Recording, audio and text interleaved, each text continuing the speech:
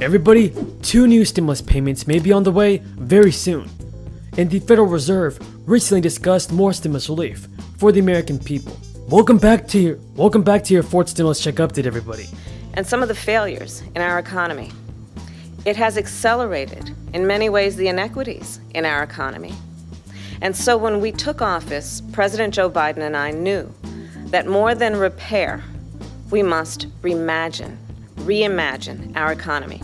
Now, during a recent news conference, President Biden said that the Republican Party is now vastly diminished in numbers, and that the wing led by the former president represents a significant minority of the American people. President Biden went to describe the Republican Party as a shrinking force in American politics. A recent poll would appear to confirm Joe Biden's assessment, and according to the poll, which was recently released, the GOP is facing its smallest share of Republican identifiers, down to 25%, while 49% of Americans identified as Democrats or as independents, who lean toward the Democratic Party. What do you think about this political news, everybody? And do you believe that it is the Democrats or Republicans that are holding back our stimulus money? Tell me in the comments below. And now the Federal Reserve has a lot to discuss this week, as it weighs changes to its $120 billion per month asset purchase program and interest rate timeline. In meetings on Tuesday and Wednesday, the central bank will analyze disappointing job growth figures and inflation, while considering when to raise its benchmark interest rate from near zero, where it has sat since March 2020. It will also potentially consider its $120 billion per month purchases of Treasury and mortgage bonds, which the Federal Reserve has said that both have been needed to spur economic growth during this recovery. Some economists argue that the end of the $300 per week federal unemployment supplement could also push more people back to work. Federal Reserve Chairman Jerome Powell will also discuss unemployment benefits in meetings this week. And now more and more support has been given to the development of a fourth stimulus and possibly fifth stimulus check among many members in Congress. In a letter to Biden, 7 members of the influential Ways and Means Committee have joined fellow members of Congress who support additional stimulus checks. It claims that the $1.9 trillion American Rescue Plan checks will keep 11 million people out of poverty this year, with unemployment insurance expansion and other provisions in the bill accounting for another 5 million people. The legislators claim that a fourth and fifth stimulus check could keep an additional 12 million people out of poverty. They also stated that the combined effects of President Biden's new bill and new stimulus checks could reduce the number in poverty this year from 44 million to 16 million. The lawmakers defended their request for more stimulus money by saying that not only do the checks help keep families and workers out of poverty, but they act as an economic stimulus by increasing spending and supporting jobs.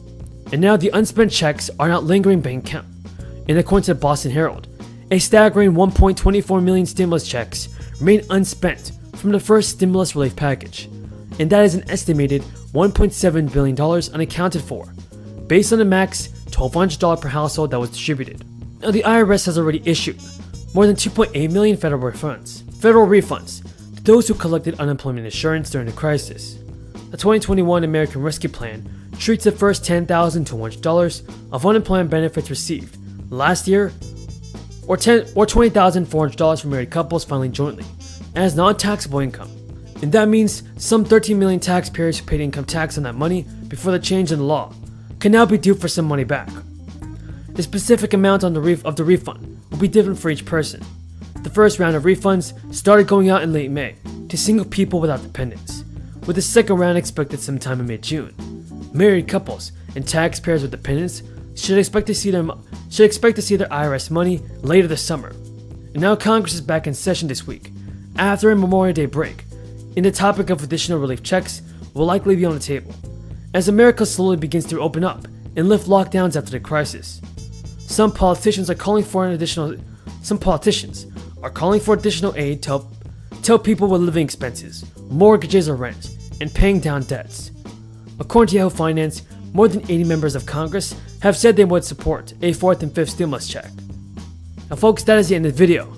If you guys found this video useful and helpful, don't forget to subscribe to my channel and give this video a like. 50 million Americans dealing with food insecurity, and that was prior to the pandemic. And of course, the groundbreaking enhanced child tax credit that will begin to take effect and hit the bank accounts of everyday Americans starting next month.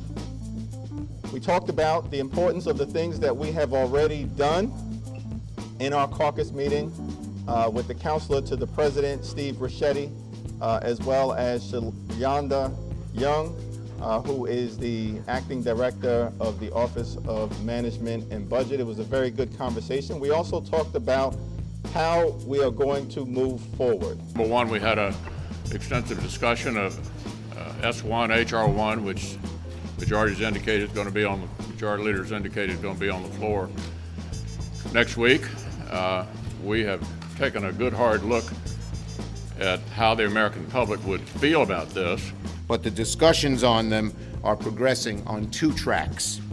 One track is bipartisan, and the second track pulls in other elements of Biden's American Jobs Plan and American Families Plan, which will be considered even if it doesn't have bipartisan support.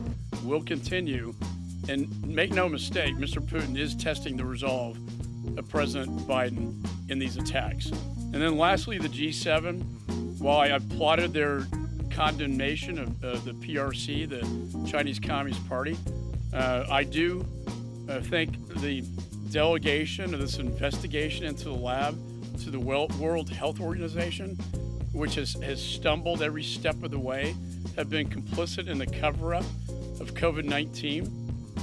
What we need are serious scientists, investigators to go into that lab to uncover the truth, because many things have come out recently that raise a lot of questions about that lab, including 3 of the researchers that came down with COVID-like symptoms in November of 2019, including the fact that the military was at that lab since 2017, and then the head of the Chem Bio, the general in charge of that for the PLA, was put in charge of the lab in January of 2020 to basically control the situation.